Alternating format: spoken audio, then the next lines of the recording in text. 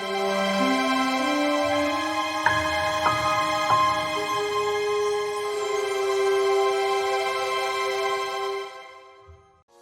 everybody, Maximus here with a quick Clearpool update.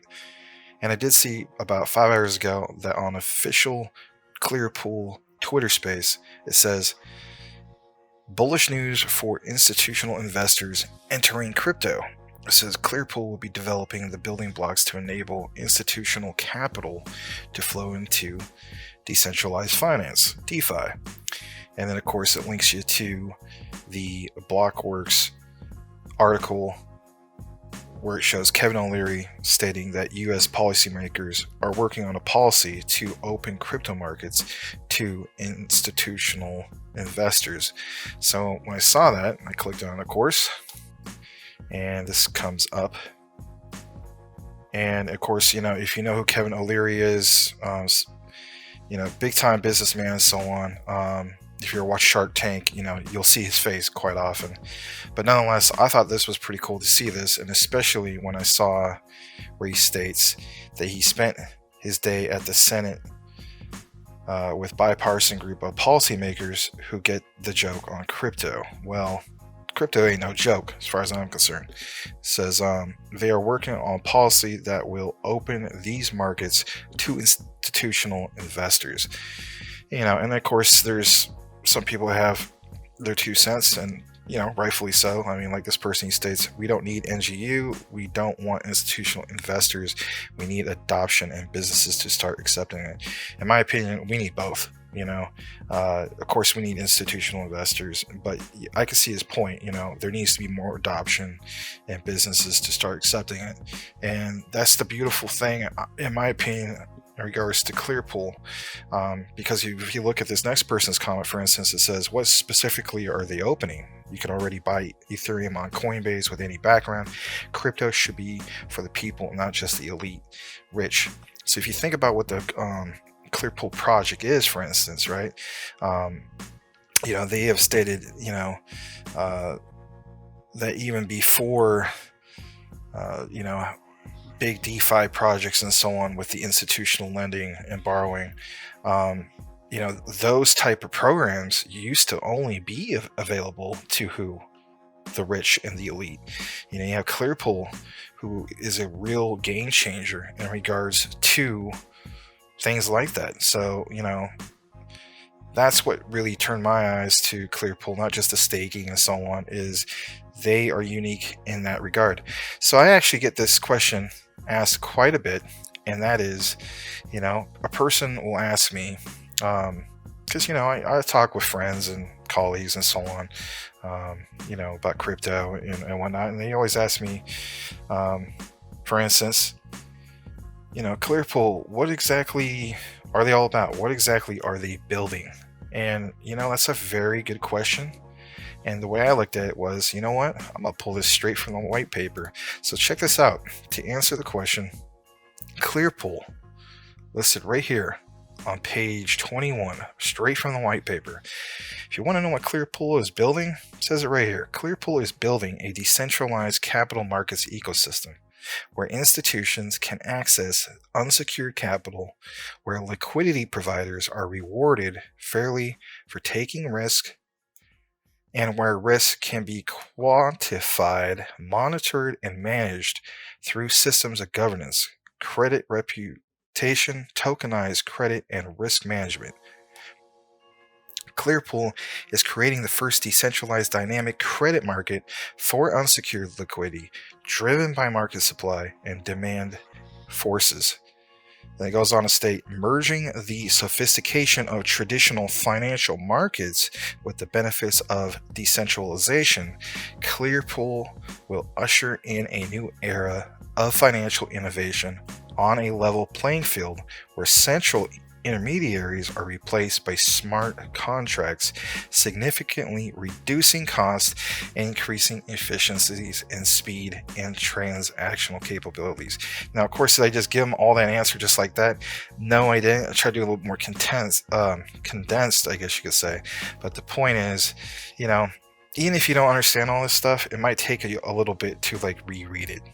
And, Another thing I also, of course, saw in regards to what Clearpool is all about, um, it's kind of like a little bit different worded phrase, I guess you could state, or say, sorry, in regards to what they're all about.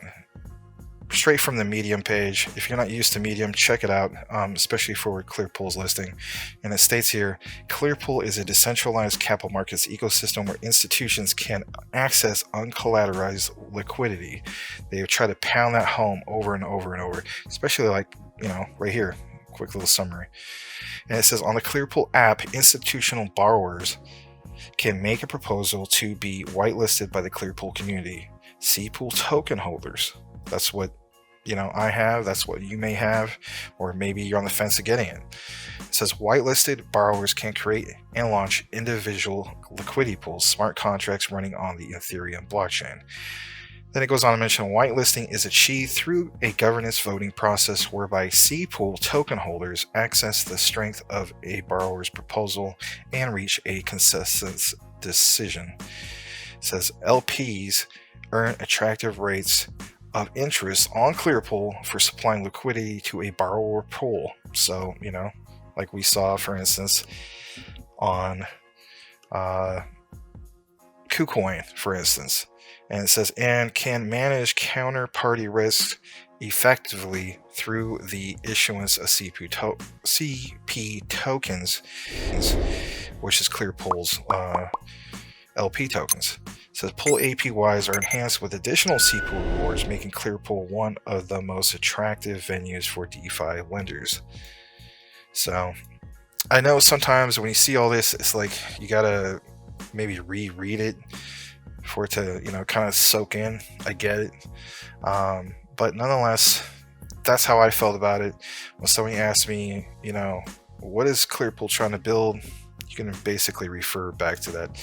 And of course, page 21 right there, plain as day, about what Clearpool is building. So as we move on, it's not just Clearpool, it's not just some of these other projects that you may be into, it's the overall crypto market, and of course it's down close to 4% this last day. And like I always mention, Bitcoin and Ethereum, those two big players, when they're down, it does affect the overall crypto market.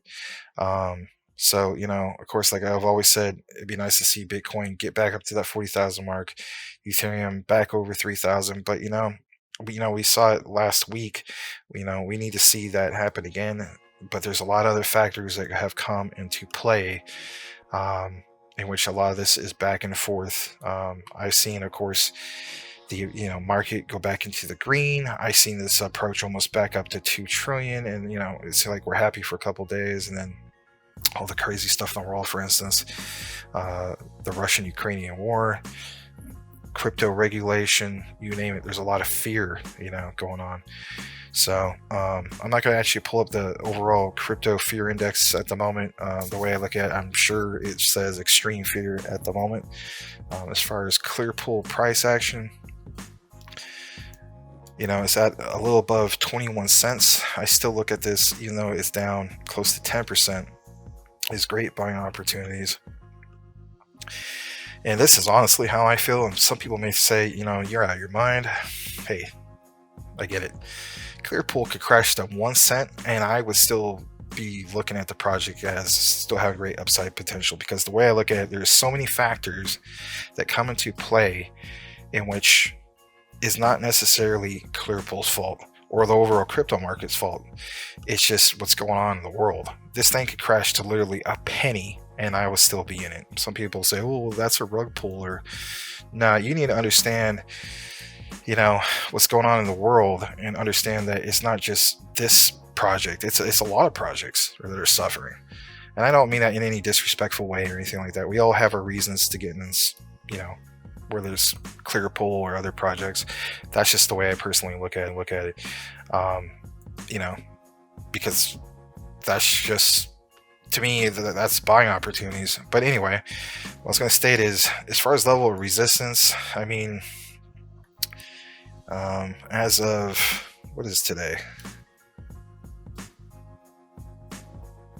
Okay, sorry about that. So today is March 7th, and if you look at this, pretty much since, I guess you could say yesterday, the level of resistance for the most part has been right above that 21 cent mark.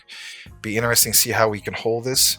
But again, there's a lot of other factors going into play that could affect this. But nonetheless, I will be keeping an eye on this. If crypto crashes more, this could very well drop as well. Could affect this. And if CPOOL drops even more than where it's at, yeah, for me, again, that's just buying opportunities. I'm not saying that you have to do that. Again, none of this is financial advice. I do try to put you guys on the personal plays that I'm in, and that's the play I'm going to be using.